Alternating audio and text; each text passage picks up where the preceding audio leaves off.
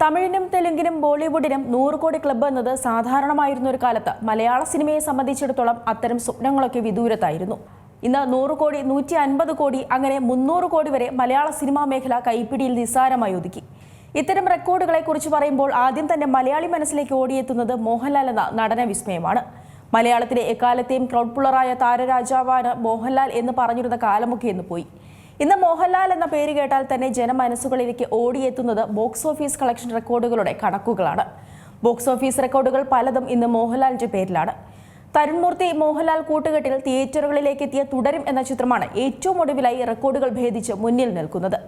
നിലവിൽ പുറത്തുവരുന്ന റിപ്പോർട്ടുകൾ പ്രകാരം 9 റെക്കോർഡുകളാണ് മോഹൻലാലിന്റെ പേരിലുള്ളത്.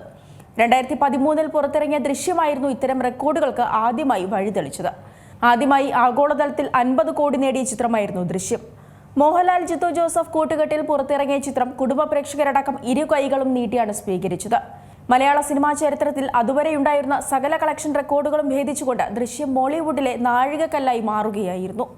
ചൈനീസ് ഉൾപ്പെടെ 6ഓളം ഭാഷകളിലേക്കാണ് ചിത്രം റീമേക്ക് ചെയ്യപ്പെട്ടത്. പിന്നാലെ എത്തിയ ദൃശ്യത്തിന്റെ 2ാം ഭാഗവും വലിയ രീതിയിൽ തന്നെ ചർച്ചയായിരുന്നു. കോവിഡ് കാലത്താണ് ചിത്രം തിയേറ്ററുകളിലേക്ക് എത്തിയത്. ചിത്രം തിയേറ്ററുകളിലാണ് റിലീസ് ചെയ്തിരുന്നത് എങ്കിൽ ഒരുപക്ഷെ മോഹൻലാലിന്റെ പേരിൽ മറ്റൊരു റെക്കോർഡ് സൃഷ്ടിക്കാൻ ചിത്രത്തിന് കഴിഞ്ഞേനെ. ചിത്രത്തിന് ഒരു 3ാം ഭാഗം ഉണ്ടാകുമെന്ന് ജിത്തു ജോസഫ് അന്നു തന്നെ പറഞ്ഞിരുന്നു. അതിനായുള്ള കാത്തിരിപ്പിലാണ് ഇന്ന് ആരാധകർ. മലയാള സിനിമയെ മറ്റൊരു മാനത്തിലേക്ക് എത്തിച്ച അടുത്ത ചിത്രമാണ് പുലിമുരുകൻ. ആദ്യത്തെ 100 കോടി ക്ലബ്ബ് എന്ന നേട്ടം സ്വന്തമാക്കിയാണ് പുലിമുരുകൻ ചരിത്രത്തിന്റെ ഭാഗമായത്. റിലീസ് ചെയ്ത 1 മാസം തികയുന്നതിന് മുൻപാണ് പുലിമുരുകൻ 100 കോടി ക്ലബ്ബിൽ ഇടം പിടിച്ചത്. 2016 സെപ്റ്റംബർ 7-നാണ് പുലിമുരുകൻ തിയേറ്ററുകളിലേക്ക് എത്തിയത്. 25 കോടി ബജറ്റിൽ പുറത്തിറങ്ങിയ ചിത്രം വൈശാഖാണ് സംവിധാനം ചെയ്തത്. മലയാള സിനിമ കണ്ടിട്ടുള്ളതിൽ നിന്നും വ്യത്യസ്തമായ കഥ പറഞ്ഞ ചിത്രം മലയാളി പ്രേക്ഷകർ ഇരു കൈകളും നീട്ടിയാണ് സ്വീകരിച്ചത്. മോഹൻലാൽ എന്ന നടന്റെ അഭിനയ മികവും ഒപ്പം മലയാള സിനിമാ രംഗത്തെ സാങ്കേതിക രംഗവും അന്ന് ഏറെ ചർച്ചയായിരുന്നു. ഒപ്പം കേരള ബോക്സ് ഓഫീസിൽ നിന്ന് ആദ്യമായി 50 കോടി നേടിയ ചിത്രം എന്ന ക്രെഡിറ്റും പുലിമുരുകൻ ലഭിച്ചു. പൃഥ്വിരാജ് സുകുമാരന്റെ ആദ്യ സംവിധാന സംരംഭമായിരുന്നു ലൂസിഫർ എന്ന ഹിറ്റ് ചിത്രം. ആശീർവാദ് സിനിമാസിന്റെ ബാനറിൽ ആന്റണി പെരുമ്പാവൂർ നിർമ്മിച്ച ലൂസിഫർ എന്ന ഈ ചിത്രം മോഹൻലാൽ എന്ന മഹാനടനെ ലഭിച്ചിരുന്ന ഗ്യാങ്സ്റ്റർ പരിവേഷത്തിന് മറ്റൊരു മാനം നൽകിയ ഒന്നായിരുന്നു.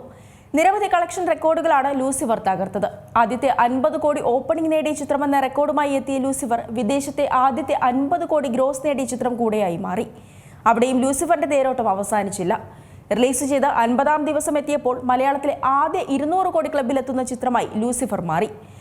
ലൂസിഫറിന് പിന്നാലെ കൂടുതൽ മലയാള സിനിമകൾ വേൾഡ് വൈഡ് റിലീസായി എത്തുമെന്നും പുതിയ റെക്കോർഡുകൾ തീർക്കുമെന്നും ചലച്ചിത്ര മേഖല അന്ന് പ്രതീക്ഷിച്ചു.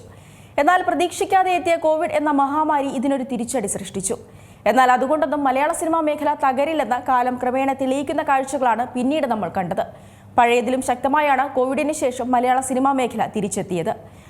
ലൂസിഫറിന്റെ 2ാം ഭാഗമായി എത്തിയ എമ്പുരാനാണ് അടുത്ത മോഹൻലാൽ ചിത്രം. എമ്പുരാൻ മലയാളക്കരയിൽ സൃഷ്ടിച്ച ഓളമൊന്നും ഒരു മലയാളിക്കും ഒരിക്കലും മറക്കാനാവില്ല. മലയാള സിനിമയുടെ സകല റെക്കോർഡുകളും തിരുത്തിക്കുറിച്ച എമ്പുരാൻ മാർച്ച് 27-നാണ് റിലീസ് ചെയ്തത്. മികച്ച പ്രതികരണം നേടിയ സിനിമ വിഷു റിലീസുകൾക്കിടയിലും കുതിച്ചു പാഞ്ഞു. വിദേശത്ത് ആദ്യത്തെ 100 കോടി ക്ലബ്ബ് തുറന്ന എമ്പുരാൻ ആദ്യത്തെ 100 കോടി ആഗോള ഷെയർ എന്ന റെക്കോർഡും സ്വന്തമാക്കി. മാത്രമല്ല 30 ദിവസങ്ങൾ കൊണ്ട് 325 കോടിയാണ് എമ്പുരാൻ ആഗോളതലത്തിൽ നേടിയത്. ഇതിൽ തിയേറ്റർ കളക്ഷനും സിനിമയുടെ മറ്റു ബിസിനസ് റൈറ്റ്സും എല്ലാം ഉൾപ്പെടുന്നുണ്ട്. അങ്ങനെ മലയാള സിനിമയുടെ ആദ്യ 300 കോടി നേട്ടം കൊയ്ത സിനിമയായി എമ്പുരാൻ ചരിത്രത്തിൽ അടയാളപ്പെടുത്തി. അങ്ങനെ എമ്പുരാൻ ഹിറ്റടിച്ച് ചർച്ചാ വിഷയമായി നിൽക്കുമ്പോഴാണ് തുടരുമെന്ന തരുൺമൂർത്തി ചിത്രത്തിന്റെ വരവ്. മലയാള സിനിമയിൽ സമീപകാലത്തെ ഏറ്റവും ജനപ്രീതി നേടിയ ചിത്രമായി മോഹൻലാൽ ചിത്രം തുടരും മാറി. ഏപ്രിൽ 25-ന് തിയേറ്ററുകളിലെത്തിയ ചിത്രത്തിന് വലിയ പ്രീ റിലീസ് പബ്ലിസിറ്റിയൊന്നും അണിയറ പ്രവർത്തകർ നൽകിയിരുന്നില്ല. എന്നാൽ റിലീസിന് പിന്നാലെ ലഭിച്ച മൗത്ത് പബ്ലിസിറ്റി ചിത്രത്തെ വാനോളം ഉയർത്തി.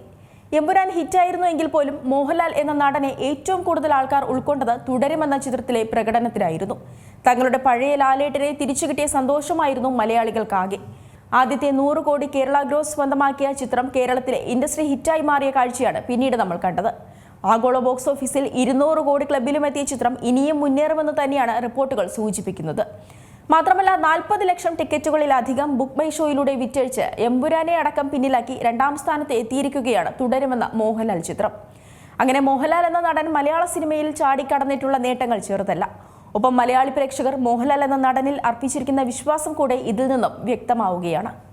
ഏറ്റവും പുതിയ വാർത്തകളും വിശേഷങ്ങളും വിരൽ തുമ്പിലറിയാൻ സീ മലയാളം ന്യൂസ് എല്ലാ ഡിജിറ്റൽ പ്ലാറ്റ്ഫോമുകളിലും ലഭ്യം.